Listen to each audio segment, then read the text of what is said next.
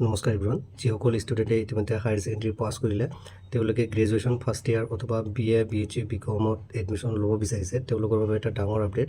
ইতিমধ্যে online registration প্ৰক্ৰিয়া start হৈছে। তেওঁলোকে ৰেজিষ্ট্ৰেশ্যন কৰিব পাৰিব। যোৱা 11 এপ্ৰিলৰ পৰা অনলাইন ৰেজিষ্ট্ৰেশ্যন প্ৰক্ৰিয়া ষ্টাৰ্ট হৈছে আৰু এই ৰেজিষ্ট্ৰেশ্যন প্ৰক্ৰিয়াটো Assam state higher education admission portal অথবা চমুকৈ সমৰ্থ এপৰ জৰিয়তে ৰেজিষ্ট্ৰেশ্যন কৰিব লাগিব। ইতিমধ্যে ৰেজিষ্ট্ৰেশ্যন প্ৰক্ৰিয়া ষ্টাৰ্ট হৈ গৈছে আৰু 25ৰ ভিতৰত তেওঁলোকে এই ৰেজিষ্ট্ৰেশ্যন প্ৰক্ৰিয়াটো কমপ্লিট কৰিব লাগিব আৰু এই ৰেজিষ্ট্ৰেশ্যনটো ইতিমধ্যে ষ্টাৰ্ট হৈছে। ৰেজিষ্ট্ৰেশ্যনটো বৰ্তমানলৈকে কৰিব পাৰিব আৰু এই ৰেজিষ্ট্ৰেশ্যন কৰাৰ পিছত তেওঁলোকৰ প্ৰগ্ৰেম চিলেকশ্যন আৰু কলেজ চিলেকশ্যন অহা 12 তাৰিখৰ পৰা 22 তাৰিখৰ ভিতৰত কলেজ চিলেকশ্যন আৰু প্ৰগ্ৰেম চিলেকশ্যন কৰিব লাগিব। এইটো এটা ডাঙৰ আপডেট, যিহেতু ইতিমধ্যে ৰেজিষ্ট্ৰেশ্যন প্ৰক্ৰিয়া ষ্টাৰ্ট হৈছিলে কিন্তু কলেজ বা প্ৰগ্ৰেম চিলেকশ্যন কৰিব পৰা নাছিলে। তেওঁলোক ষ্টুডেণ্টসকলে অহা 12ৰ পৰা 22 তাৰিখৰ ভিতৰত তেওঁলোকৰ কলেজ বা তেওঁলোকৰ প্ৰগ্ৰেমখিনি চিলেকশ্যন কৰিব পাৰিব আৰু এই প্ৰগ্ৰেমখিনি কমপ্লিট কৰিব লাগিব 12ৰ পৰা 22 তাৰিখৰ ভিতৰত। আৰু 23ৰ পৰা 25 তাৰিখৰ ভিতৰত যদি কিবা কাৰেকশ্যন থাকে কাৰেকশ্যন কৰিব। কাৰেকশ্যন কৰাৰ পিছত 26 তাৰিখত তেওঁলোকৰ কাৰেকশ্যনটো কমপ্লিট। 26 তাৰিখৰ পৰা স্ক্ৰুটনি হ'ব যে তেওঁলোকৰ কাৰণে এটা মেৰিট লিষ্ট এটা প্ৰিপেয়াৰ কৰিব। সেই লিষ্টটো সেই 26ৰ পৰা 28লৈকে যোনটো স্ক্ৰুটনি হ'ব বা মেৰিট লিষ্ট কলেজ ৱাইজত মেৰিট লিষ্ট প্ৰকাশ কৰিব।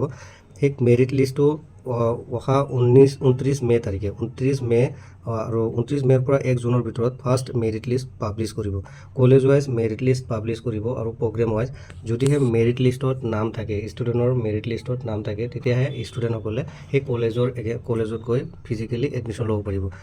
ফাৰ্ষ্ট মেৰিট লিষ্টটো প্ৰকাশ পাব 29ৰ পৰা 1 জুনৰ ভিতৰত আৰু 2nd জুনত পাব্লিকেশ্যন হ'ব ফাৰ্ষ্ট মেৰিট লিষ্ট আৰু 4 পৰা 6 জুনত এপ্লিকেশ্যনৰ পুনৰ admission application in the first merit লিষ্টৰ ষ্টুডেণ্টসকলে অহা 4 পৰা 6 জুনৰ ভিতৰত এডমিশ্যন ল'ব লাগিব আৰু এডমিশ্যন লোৱাৰ পিছত যোনখিনি এবচেণ্ট বা ভেকেণ্ট থাকিব ষ্টুডেণ্টসকলে ফাৰ্ষ্ট মেৰিট লিষ্টৰ এগেইনষ্টত এডমিশ্যন লোৱাৰ পিছত যিখিনি চিট খালী থাকিব এই চিটৰ এগেইনষ্টত 2nd মেৰিট লিষ্ট অহা 8 জুন তাৰিখে পাব্লিছ কৰিব আৰু এই 8 জুনত প্ৰকাশ কৰাৰ পিছত 9 জুনলৈকে এইটো মেৰিট লিষ্ট পাব্লিকেশ্যন হৈ থাকিব আৰু 10ৰ পৰা 12ৰ ভিতৰত এই পুনৰ 2nd মেৰিট লিষ্টৰ ষ্টুডেণ্টসকলে এডমিশ্যন ল'ব পাৰিব আৰু 15 জুনৰ ভিতৰত স্পট এডমিশ্যন লগে 15 জুনত যদি তেতিয়াহ'লে স্পট এডমিশ্যন লগে যদি কিবা খালী থাকে ষ্টুডেণ্টে এটেণ্ড থাকিলে লগে স্পট এডমিশ্যন হ'ব আৰু 1 আগষ্টৰ পৰা কমেন্স অফ দ্য ক্লাছেছ আৰু এই ষ্টুডেণ্টসকলে 1 আগষ্টৰ পৰা ক্লাছ ষ্টাৰ্ট কৰিব পাৰিব।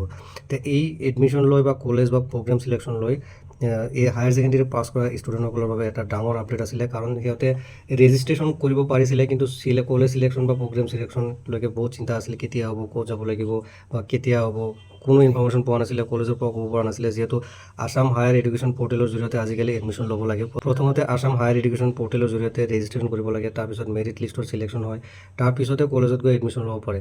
কিন্তু যিহেতু অলৰেডি 11 এপ্ৰিলৰ পৰা ষ্টাৰ্ট হৈছিলে কিন্তু ষ্টুডেণ্টসকলে কলেজ চিলেকশ্যন বা প্ৰগ্ৰেম চিলেকশ্যন কৰিব পৰা নাছিলে। এইটো ডাঙৰ চিন্তা আছিলে, যিহেতু ইয়াৰ পৰা ক্লিয়াৰিফিকেশ্যন হৈ গ'ল যে অহা 12 তাৰিখৰ পৰা 12ৰ পৰা 22 তাৰিখৰ ভিতৰত ৰেজিষ্ট্ৰেশ্যন লগতে কলেজ চিলেকশ্যন বা প্ৰগ্ৰেম চিলেকশ্যন চলি থাকিব আৰু 23ৰ পৰা 25ৰ ভিতৰত ষ্টুডেণ্টসকলে কাৰেকশ্যন কৰিব পাৰিব।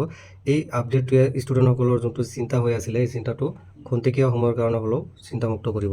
তো ছাত্ৰ ছাত্ৰীসকলে এই সময়খিনিৰ ভিতৰত যদি কলেজখিনি চিলেকশ্যন আৰু প্ৰগ্ৰেমখিনি চিলেকশ্যন কৰি নিজৰ সুবিধামতে বা নিজৰ সুবিধা অনুযায়ী তেওঁলোকে কলেজখিনি চিলেকশ্যন কৰিব আৰু এডমিশ্যন ল'ব পাৰিব। তো ইয়াৰ লগতে ছাত্ৰ ছাত্ৰীসকলক আৰু এটা কথা ক'ব বিচাৰোঁ, যিহেতু এইটো মই কৈছোঁ নন কুৱেট, যোনটো নেকি এণ্ট্ৰেঞ্চ দিব নালাগে। মই যিখিনি ক'লোঁ নন কুৱেট ষ্টুডেণ্টসকলৰ কাৰণে কৈছোঁ যে নন কুৱেট ষ্টুডেণ্ট হ'ল যিসকলে কোনো ধৰণে এণ্ট্ৰেঞ্চ দিব নালাগে, ইণ্টিগ্ৰেটেড ডিগ্ৰী যিবিলাকৰ নাথাকে, যিবিলাকৰ নেকি 4 বছৰীয়া ইণ্টিগ্ৰেটেড ডিগ্ৰী নাথাকে তেওঁলোকৰ কাৰণে কৈছোঁ। আৰু যদিহে ইণ্টিগ্ৰেটেড ডিগ্ৰীৰ ওপৰত এডমিশ্যন ল'ব বিচাৰে বা 4 বছৰীয়া BA BEd BHC BEd যদি এডমিশ্যন ল'ব বিচাৰে তেওঁলোকে ৰেজিষ্ট্ৰেশ্যন কৰিব লাগিব। চাওক, তেওঁলোকৰ এণ্ট্ৰেঞ্চ দিব লাগিব, ৰেজিষ্ট্ৰেশ্যন প্ৰচেছটো চলি থাকিব।